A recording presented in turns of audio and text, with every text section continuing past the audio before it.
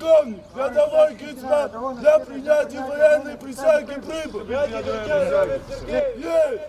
Не все, кого призвали этой весной, сумели дойти до присяги. Курс молодого бойца, который проходит перед тем, как отправиться на службу, достаточно трудное испытание, и преодолевают его только те, кто действительно физически и морально готов к армейской подготовке. Самые трудные дни – это первые дни, когда личный состав только прибывает. Для них это все новое. Это карантин, у нас увольнения нет в этот период, телефоны и так далее. Все мы пока у них изымаем. После присяги мы им это все выдаем. Первые дни они, как правило, тяжелые, трудные. Адаптация идет личного состава, физическая подготовка. То есть распорядок дня весь расписан. Ни минуты практически свободного времени нету. Но они готовятся к службе в вооруженных силах. То есть они уже обучены, приходят в части и подразделения. После присяги ребят распределят по частям в соответствии с их навыками и данными. Кто-то отправится в артиллерию, кто-то в спецназ и так далее по родам войск. Для родителей, которые сегодня отправляют своих детей служить, самое главное, что они в любом случае будут находиться недалеко от дома. Волнуемся, но надо.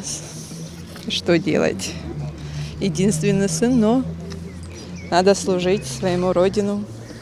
Пускай служат наши дети. Ничего в этом такого я не вижу. Раньше наши отцы ездили куда служить.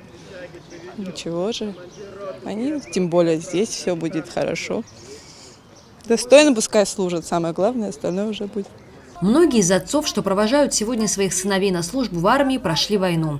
И не все из них были подготовлены к реальным боевым действиям. Поэтому они уверены, что каждый мужчина должен обладать военными навыками. В свое время я даже в армии не был, участвовал в войне. То они, в общем-то, обязаны получить военные навыки и так далее, чтобы защитить свою родину.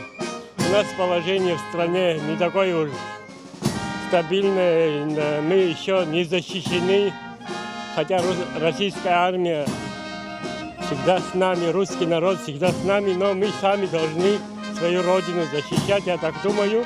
И желаю всем ребятам мирного неба, чтобы война, и в Донбассе война, чтобы закончилась, и у нас, чтобы был мир.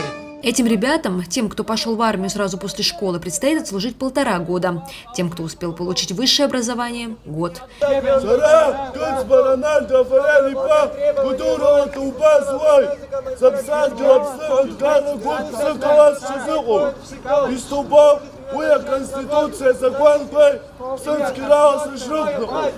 Марьяна Котова, Инна Лагухава, Абаза ТВ.